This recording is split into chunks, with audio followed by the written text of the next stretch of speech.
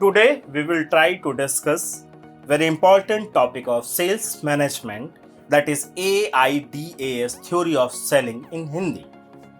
The AIDS theory of selling is one of the most widely known and the basis for training material in many organizations.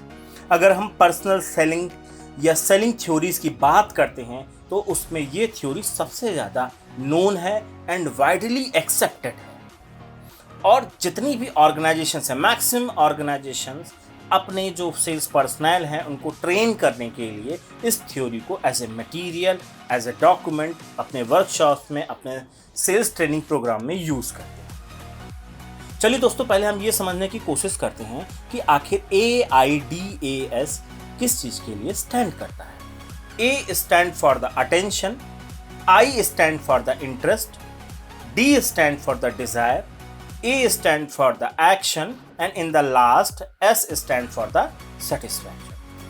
अब इन सारे elements को हम एक एक करके समझने की कोशिश करें। The number one is the attention getting, यानी कि जब हम अपने प्रोस्पेक्ट यानी कि ऐसा व्यक्ति, ऐसा कंज्यूमर जो आपके लिए पोटेंशियल है, यानी कि वो आपके लिए अभी कस्टमर कन्वर्ट नहीं हुआ है, तो ऐसे प्रोस्पेक्ट को फाइनल बायर में कन्वर्ट करने की ये जो पूरी प्रोसेस है AIDS.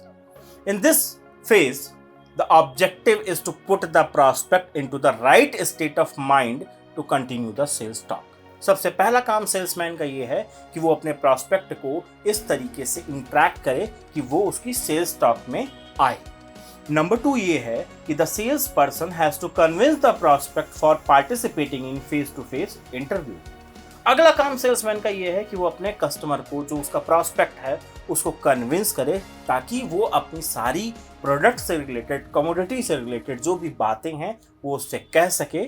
Number 2 and number 3 is what, इन सारी चीज़ों को करने के लिए सेल्स पर्सन को अपनी सारी personal trades, personal skills like social skills and psychological skills को वहाँ पर पुट करना होगा ताकि वो प्रोस्पेक्ट का अटेंशन गेन कर सके।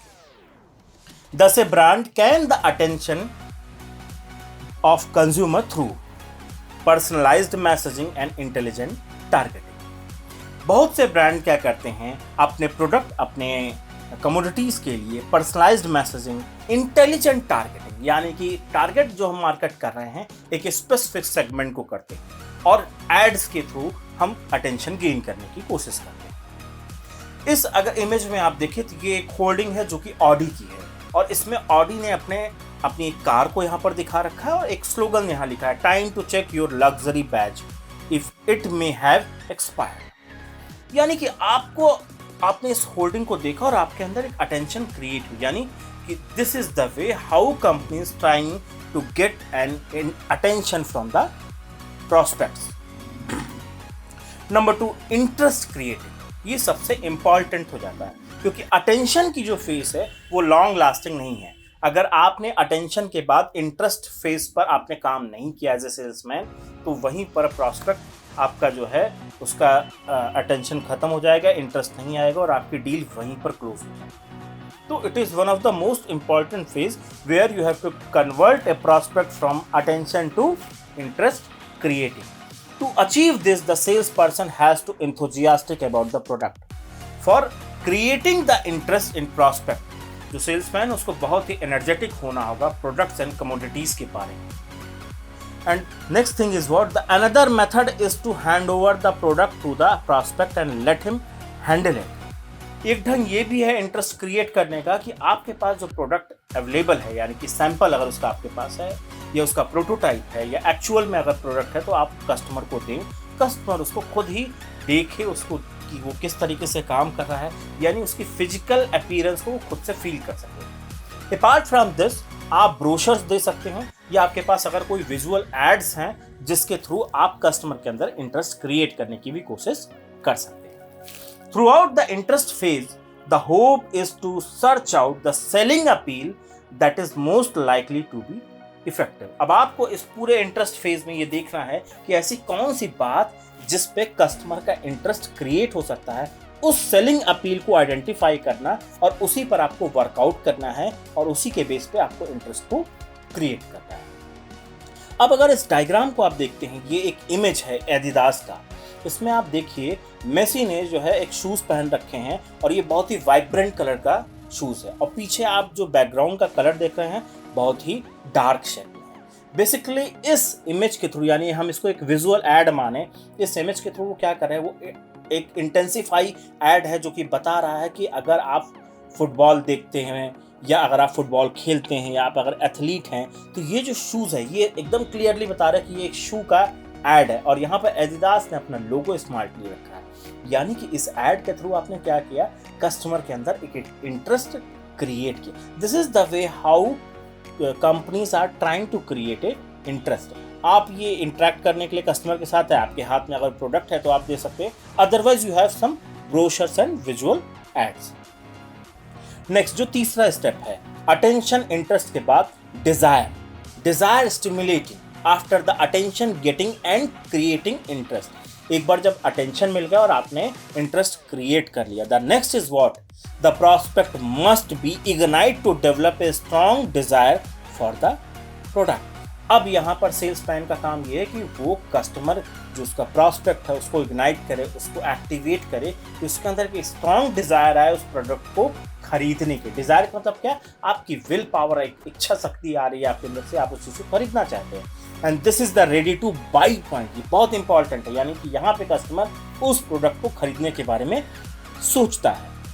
Keep the conversation running along the main line towards the sale. यहाँ पर सेल्समैन का काम क्या है, वो कस्टमर के साथ बातचीत करता रहे, बट उसका ट्रैक सेल्स की ही तरफ रहे। यानी कि सेल्स के ट्रैक से अगर आप डाइवर्ट होंगे तो वहां पर आपकी डील वहीं पर क्लोज हो जाएगी। And the one of the most important thing in desire stimulating phases, objections need answering to the prospect satisfaction.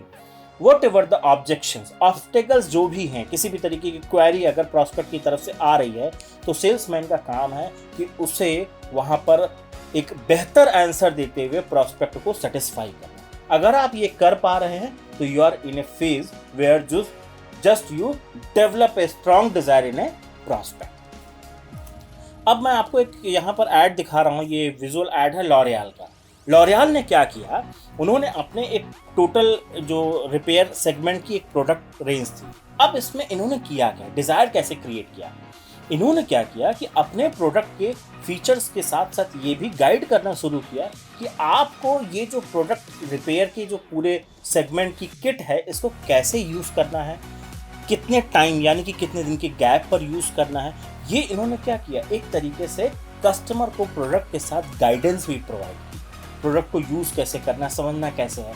इससे क्या हुआ, कस्टमर के अंदर एक स्ट्रॉन्ग डिज़ायर आई और उसका इन्वॉल्वमेंट बढ़ा उस प्रोडक्ट को लेके। आपने प्रोडक्ट लिया लेकिन साथ में अगर आपको एक सरप्लस इंफॉर्मेशन मिल रही है कि प्रोडक्ट को हाउ टू यूज़ इट है, कब कब यूज़ करना है, ये सारी चीज़ें जो है वहाँ पर इंफॉर्मेशन दी गई।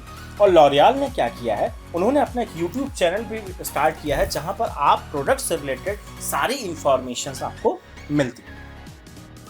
नेक्स्ट है हमारा एक्शन इंड्यूस, तो one of the most important चीज, यानी कि आपने अटेंशन क्रिएट कर लिया, फिर आपने इंटरेस्ट भी क्रिएट किया, फिर आपने डिजायर को स्टिमुलेट किया, and in the last action induce.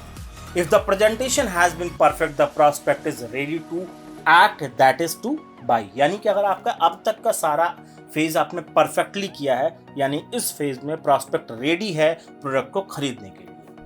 Very often there may be some hesitation on the part of prospect at this stage. हो सकता है कि इस स्टेज पे कस्टमर के अंदर थोड़ी सी हेजिटेशन हो उस प्रोडक्ट को लेने या न लेने के लिए।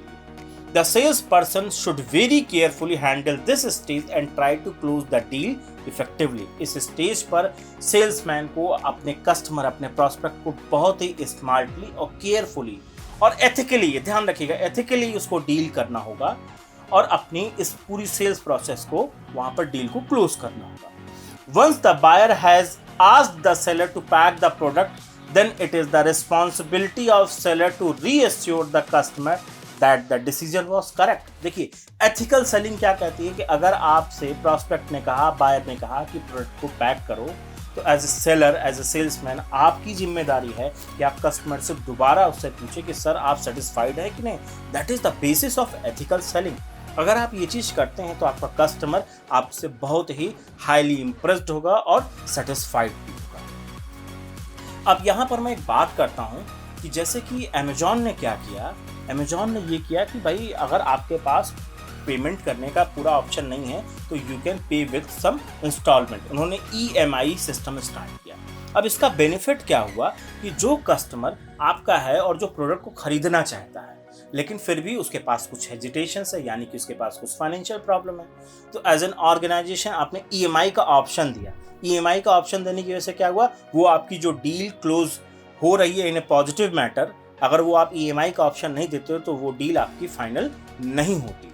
तो यहाँ पे ऑर्गेनाइजेशंस को भी अपनी तरफ से एक बेहतर ऑप्शन कस्टमर के पास होना चाहिए, यानी कि जो उसके हेजिटेशंस हैं उसको वहाँ पर स्मार्टली टैकल करना है।